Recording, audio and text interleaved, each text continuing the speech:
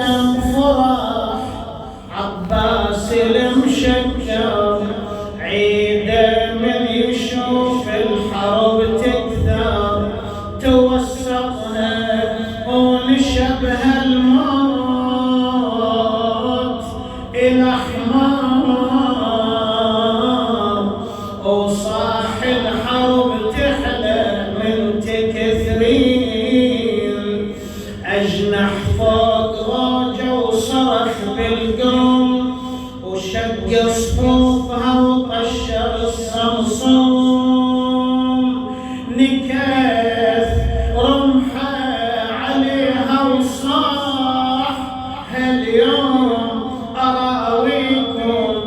فعايل يوم صفين يقلهم والله والقال والله اليوم إلا أرجع صفين عليكم ولكم أنتم تقدرون تسدون علي الطريق حتى ناخذ الماي للحسين إلى عياله إلى أطفاله وإنهم قد أضر بهم العطش ويل لك الغارة على الحرة من الخوف لفاها وصاحنا العباس معروف من ابن الليل بالميدان موصوف اسعرت نار الحرايب لا تفرين صاح وضيق عليها فلكها وهي على خيولها موتة تركها نزل للمشرع راهي وملكها غرف غرفة ويلي غرف غرفة وتذكر عطشي حسين وهو يقول يا نفس من بعد الحسين هوني وبعده لا كان أن تكوني هذا الحسين وارد المنون وتشربين بارد المعين هيهات ما هذا فعال ديني ولا فعال صادق اليقين شلون اشرب واخوي حسين عطشان وسكنه والحرم واطفال رضعان انا وضان قلب العليل التهب نيران تدري ليش؟ لأن زينب جابت لعبد الله رضيع قالها خويا ليش اخوي يبكي يا زينب قال لك ابو فاضل كان انت ما تدرك الرضيع عطشان ترى ما شرب ماي تهبل العباس مثل ما قلبك الان تصدق قالها والله والقال والله اليوم إلا أجلبها عنهم لو أجيب الماء لو ما أرجع يا زينب لذلك شلون أشرب وأخوي حسين يا أهلا بهالخوة شاهدا لا نلوم الحسين من طاح العباس جاي يصيح الآن انكسر ظهري وقلت حيلتي وشمت بي عدوي حط ايده الله يرحم شعراء الوقف حط ايده على خاصر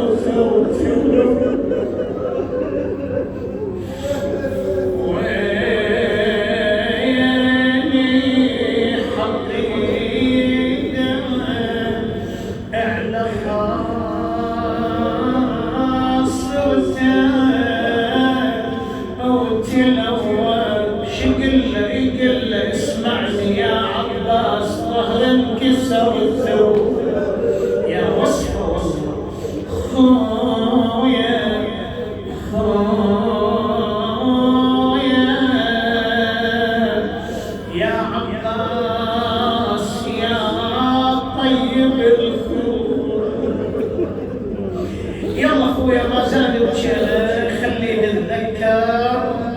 خلينا نتذكر أهلنا وأحبابنا. يا ويلي يا ويلي وين دمعتك؟ يا ويلي يا ويلي يجفون